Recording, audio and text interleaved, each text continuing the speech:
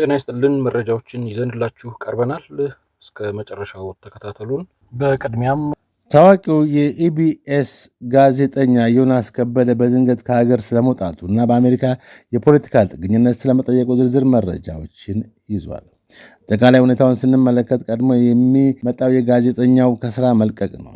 ኢቢኤስ ቴሌቪዥን ተወዳጅ የሆኑትን የቅዳሜን ከሰዓት እና የትዝታችን በኢቢኤስ ፕሮግራሞችን በብቃት ሲያቀርብ የነበረው ጋዜጠኛ ዮናስ ከበደ ላለፉት 3 ወራት በጣቢያው ላይ ምንም አይነት ተሳትፎ ሳይኖረው መቆየቱ በማህበራዊ ሚዲያ ላይ በርካታ ጥያቄዎችን አስነስቶ ነበር። ይህንን ማስመልክቶ የቪዲዮ ማብራሪያ የሰጠ ሲሆን እውነታው ከዚህ ቀጥሎ የምናቀርበው ነው። ዮናስ በቅርቡ ከአሜሪካ ቨርጂኒያ ግዛት ሆኖ በቪዲዮ አስተላለፈው መልእክት ለእረፍት እንደሄደና በቅርቡም ወደ ስራው እንደሚመለስ ቢናገርም ከጀርባው ያለው እውነተኛ ሚስጥር ግን በከፍተኛ የደህንነት ስጋት ምክንያት ሀገር ጥሎ መውጣቱ እንደሆነ የውስጥ ምንጮች ገልጸዋል። የደህንነቱ ስጋት መንስኤ ያደረገው የእስራኤል ጉብኝትና የአልጀዚራ ዘገባ ነው። እስቲ የእስራኤል ጉብኝት ያስከተለውን ጣጣ እንመልከት። የዚህ ችግር መነሻ ባለፈው ዳር ወር ዮናስ ከሌሎች ኢትዮጵያውያን ጋዜጠኞች ጋር በእስራኤል ውጭ ጉዳይ ሚኒስትር ይፋዊ ግብዣ ወደ ስፍራው አድርጎት የነበረ የሥራ ጉብኝት ነው።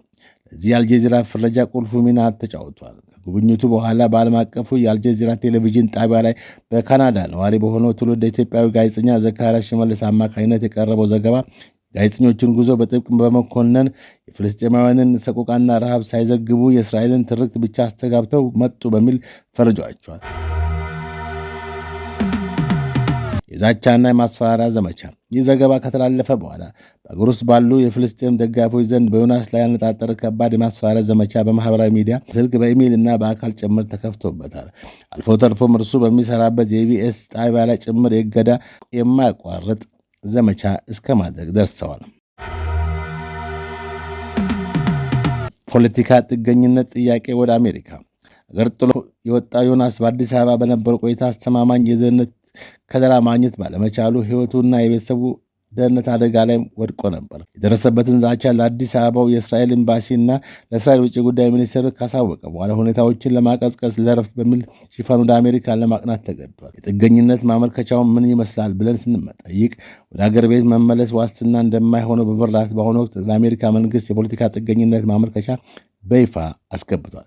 ዮናስ በአገሩ የሚያስፈልገውን የደህንነት ጥበቃ ባያገኝም ከእስራኤል የፓርላማ አባል ድጋፍ ሳያገኝ አልቀረም። በእስራኤል ቆይታው ወቅትም ቃለ ምልልስ አድርገው የነበሩት ታዋቂው ትውልደ ኢትዮጵያዊ የእስራኤል ፓርላማ አባል ዶክተር ጸጋ መላኩ እርሱ የሚሆን ጠንካራ የድጋፍ ደብዳቤ አዘጋጀች ሲሆን ይህም ለአሜሪካ ስቴት ዲፓርትመንት በቀጥታ እንደሚደርስም ተገልጿል። የዮናስ ወደፊት የስራ ሁኔታ ስንመለከትም በኢቢኤስ የመቀጠል እቅድ ስለመኖሩ ምልክቶች ታይተዋል። ምንም እንኳን ወደ ሀገሩ የመመለሱ ነገር ጨርሶ የማይታሰብ ቢሆንም የኢቢኤስ ማኔጅመንት ዮናስን በስራው ለማቆየት አዲስ ስትራቴጂ ነድፏል። ጋዜጠኛው ከአሜሪካ ስቱዲዮ ስራውን የሚቀጥል ይመስላል። በሲልቨር ስፕሪንግ በሚገኘው የኢቢኤስ ዋና መስሪያ ቤት ከጥቂት ወራት በኋላ ለሚጀምራቸው አዳዲስ ዘመናዊ ፕሮግራሞች ዮናስን በአዘጋጅነትና አቅራቢነት ለመቅጠር ቅድመ ዝግጅት የተደረገ ነው ተብሏል። አሁን ዮናስ የስራ ፈቃድ መጠባበቅ ግዴታው የሆነ ስደተኛ ነው። በአሁኑ ወቅትም የጥገኝነት ጥያቄው በሂደት ላይ ስላለና ህጋዊ የስራ ፈቃድ እስኪያገኝ ድረስ ህጋዊ ስራ መስራት ባይችልም ፈቃዱ እንደወጣ ወዲያውኑ ከአሜሪካ ስቱዲዮ ሆኖ ወደ ተመልካቾች እንደሚመለስ ይጠበቃል።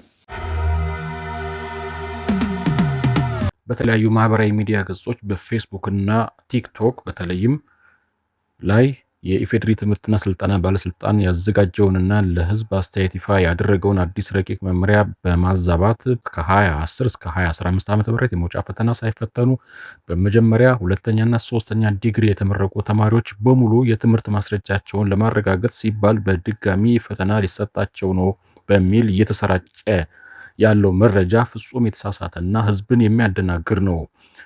ህዝብ አስተያየት እንዲሰጥበት ይፋ የተደረገው መመሪያ በትክክል እነማንን ነው የሚመለከተው? ይህ መመሪያ ወይም ማሰራር የሚመለከተው በቀድሞ ዲፕሎማ 10+3 12+2 ወይም ቴክኒክና ሙያ ደረጃ 4 ስልጠና ተመርቀው ነገር ግን የደረጃ 4 የብቃት ማዕቀፍ ሲኦሲ ሳይኖራቸው የመጀመሪያ ዲግሪ፣ ሁለተኛ ዲግሪ ወይም ኤምኤ፣ ሶስተኛ ዲግሪ ወይም ፒኤችዲ የያዙትን ብቻ ነው። እነዚህ ዜጎች የትምህርት ማስረጃውን ለማረጋገጥ አሁን በያዙት የትምህርት ደረጃ የያዙት ዲግሪን መሰረት ተደርጎ የሚሰጠውን ፈተና መውሰድና ማለፍ ይኖርባቸዋል። በአጭሩ የሚመለከተው ወይም ተፈጻሚነቱ ለዲግሪ ትምህርት ከመግባታቸው በፊት የሙያ ብቃት ማረጋገጫ ሲኦሲ ፈተና ሳይወስዱ ዲግሪ የተማሩና የተመረቁ ናቸው።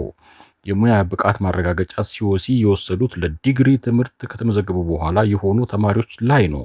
በመደበኛው መንገድ የመግቢያ መስፈርቱን አሟልተው ለምሳሌ 12ኛ ክፍል ማለፊያ አምጥተው የገቡ ወይም ከዲፕሎማ ተነስተው የሲኦሲ ፈተና አልፈው ዲግሪ የጫኑና የተመረቁ ዜጎችን ይህ መመሪያ አይመለከታቸውም።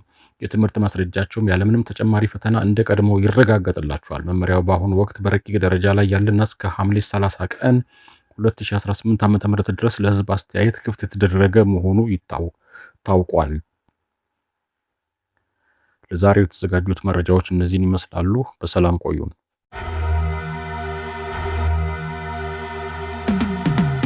ይህን ወቅታዊና አሳሳቢ ጉዳይ በተመለከተ እናንተስ ምን ትላላችሁ? ሙያ ስራ ነው ወይስ የፖለቲካ ተልዕኮ? ያላችሁን ሀሳብ በኮሜንት ወይም መስጫ ላይ እንድታጋሩ እየጠየቅን ቪዲዮውን ለሌሎች እንድትደርስ ላይክ በማድረግ እና ቻናላችንን ሰብስክራይብ በማድረግ አብረውን እንዲሆኑ እንጋብዛለን።